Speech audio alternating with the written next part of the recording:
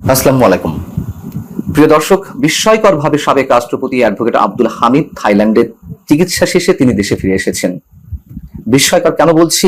নিশ্চয়ই এর কারণ আছে, এবং তারই ফিরে আসার মধ্য দিয়ে অনেক ধরনের প্রশ্ন, সরকারের নানান ধরনের নাটকীয়তা আমাদের সামনে যেমন স্পষ্ট হবে, অনেক প্রশ্ন উত্তর হয়তো আমরা খুব শীঘ্রই পেতে পারি। সে বিষয়ে অবশ্যই কথা বলবো। তার আগে আপনাদের একটু তার ফিরে আসা সম্পর্কে জানিয়ে রাখি। অনেকেই হয়তো এর মধ্যে জেনেছেন, তারপরেও বলি, তিনি রোববার দিবাগত গভীর রাতে বাংলাদেশে এসে পৌঁছান একটি ফ্লাইটে, এবং রাত ৩টার সময় সব ধরনের ফর্মালিটিস মেনটেন করে তিনি বিমানবন্দর এলাকা থেকে বেরিয়ে আসেন। তিনি কোনো ধরনের প্রোটোকল চাননি। একজন সাবেক রাষ্ট্রপতি হিসেবে একজন সাধারণ যাত্রী বেশে যা যা করা দরকার তিনি তার সবকিছুই কমপ্লিট করেছেন। বিমানবন্দরের নির্বাহী পরিচালক গ্রুপ ক্যাপ্টেন আব্দুল সামাদ, রাগিব সামাদ, তিনি গণমাধ্যমকে বিষয়গুলো নিশ্চিত করেছেন। এবং তিনি যখন দেশে ফিরে আসেন, তার পরনে যে লুঙ্গি ছিল, পাঞ্জাবি ছিল, মাস্ক ছিল, যেভাবে ঠিক গিয়েছিলেন সেভাবেই ফিরে এসেছেন অনেকটা। এবং তাকে খুব বিধ্বস্ত দেখাচ্ছিল, খুবই বিধ্বস্ত দেখাচ্ছিল। তার সঙ্গে গত মে মাসে ৮ তারিখে যারা গিয়েছিলেন, তার শ্যালক ডাক্তার নওশাদ খান এবং ছেলে রিয়াদ আহমেদ, তারাও ফিরে এসেছেন। প্রশ্ন হলো যে কেন তিনি ফিরে এলেন? তিনি তো ইচ্ছা করলে থেকে যেতে পারতেন থাইল্যান্ডে, তাই না? আমি মনে করি তিনি জীবনের ঝুঁকি নিয়ে হলেও ফিরে এসেছেন দেশে। তার আটক হওয়ার যথেষ্ট সম্ভাবনা রয়েছে, তারপর তিনি ফিরে এসেছেন। এখন বিষয় হচ্ছে যে তিনি যে থাইল্যান্ডে গেলেন চিকিৎসা উদ্দেশ্যে, এরকম একটি বিষয় তো সরকারের বিভিন্ন মহল কর্তৃপক্ষ বা বিভিন্ন জায়গা থেকে, সরকারের অনুগত হোক বা সরকারের শিখিয়ে দেওয়া হোক, একটা শ্রেণী থেকে এরকম একটি বিষয় এস্টাবলিশ করার চেষ্টা করা হয়েছিল যে তিনি পালিয়েছেন। কেন তিনি পালিয়েছেন, কেন তাকে পালাতে যেতে দেওয়া হলো, এরকম একটি ক্ষোভের সৃষ্টি করা হলো জাতীয় নাগরিক পার্টি এনসিপি নেতাকর্মীদের দিয়ে। তারা যমুনার সামনে অবস্থান নিল এবং দাবি তুলল যে আন্তর্জাতিক অপরাধ ট্রাইব্যুনালে আওয়ামী লীগের বিচার অবিলম্বে শুরু করতে হবে। বিচার তো সবাই চাই, কিন্তু যে প্রক্রিয়ায় মব ক্রিয়েট করে তারা যেভাবে যমুনা প্রধান উপদেষ্টা বাসভবন ঘেরাও করে যেভাবে দাবিগুলো তুললো, আমাদের মনে অনেক ধরনের সন্দেহ যাচ্ছিল। এবং আওয়ামী লীগের রাজনীতি বা আওয়ামী লীগকে নিষিদ্ধ করার দাবি তোলা হলো। আমরা দেখলাম যে নাটকের অংশ হিসেবে আন্দোলনকারীদের উপরে সিটি কর্পোরেশনের স্পেক ক্যানন মেশিন দিয়ে ঠান্ডা পানি ছিটানো হলো, পানির ব্যবস্থা করা হলো, খাওয়ার ব্যবস্থা করা হলো, নিরাপত্তার ব্যবস্থা করা হলো, আন্দোলন করবে যা সুযোগ সুবিধা দেওয়া দরকার সবকিছু করা হলো। এবং আওয়ামী লীগ নিষিদ্ধ করা হলো 10ই মে, আওয়ামী লীগের রাজনৈতিক কার্যক্রম। তখনই আমি বলেছিলাম, যেদিন মানে আওয়ামী লীগের রাজনীতি যে নিষিদ্ধ করা হলো রাজনৈতিক কার্যক্রম, সেদিন নয়, 8 তারিখে যেদিন সাবেক রাষ্ট্রপতি অ্যাডভোকেট আব্দুল হামিদ দেশ ছাড়লেন, ওই দিনই আমি মন্তব্য করেছিলাম, আপনারা একটু খেয়াল করে দেখেন, যে রিফাইন্ড আওয়ামী লীগ গড়ে তোলার কথা বলা হচ্ছে। তাদের নেতৃত্বে যাদের নাম গুঞ্জনাকারে শোনা যাচ্ছিল, তাদের মধ্যে অ্যাডভোকেট আব্দুল হামিদের নাম ছিল, নারায়ণগঞ্জ সিটি কর্পোরেশনের সাবেক মেয়র সেলিনা হায়াত আইভির নাম ছিল, সাবির হোসেন চৌধুরীর নাম ছিল।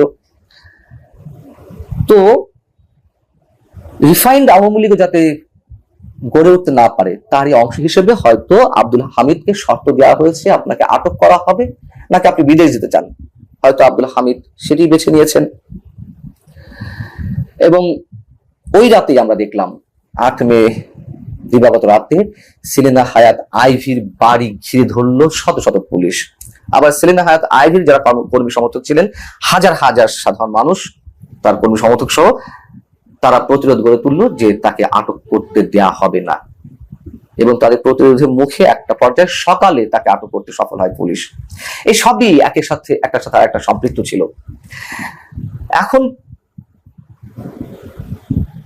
অ্যাডভোকেট আব্দুল হামিদ যে ফিরে এলেন, প্রশ্ন তুলতে পারেন তাহলে কেন তিনি ফিরে এলেন?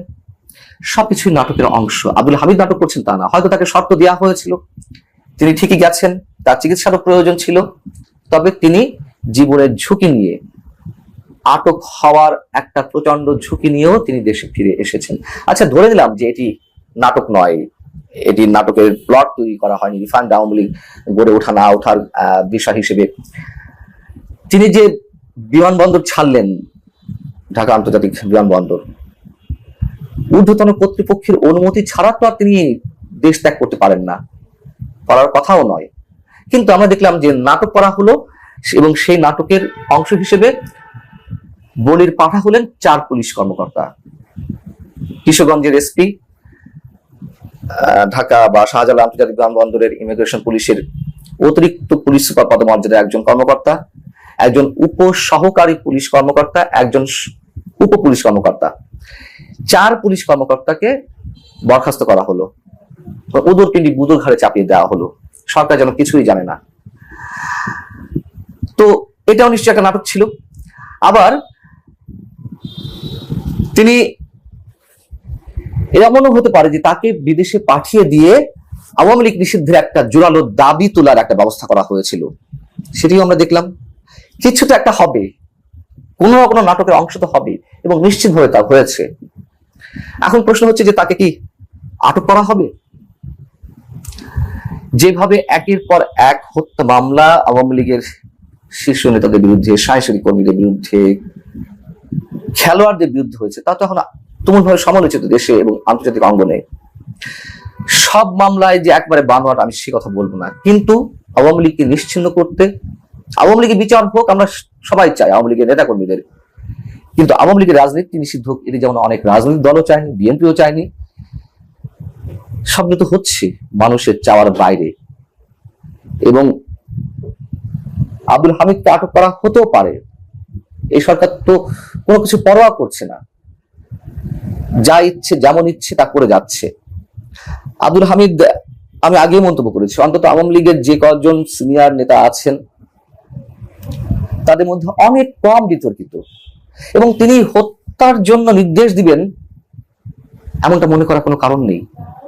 সবচেয়ে বড় কথা, 5 আগস্ট আওয়ামী সরকারের পতনের পর থেকে তিনি এলাকাতে অবস্থান করছিলেন। সেলিনা হায়াৎ আইভু অবস্থান করছিলেন, সাবেক পরিকল্পনা মন্ত্রী আব্দুল মান্নান তিনি অবস্থান করছিলেন। কেন করছেন? তারা তো ইচ্ছা করলে পালাতে পারতেন, পালাননি তো।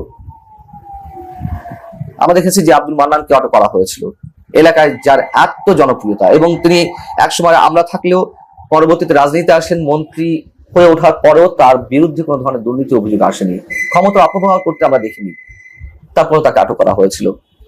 সরকারের যে একের পর এক নাটক, এগুলো মানুষের সামনে খোলাসা হচ্ছে, নানান ধরনের প্রশ্নের উত্তরও মিলছে।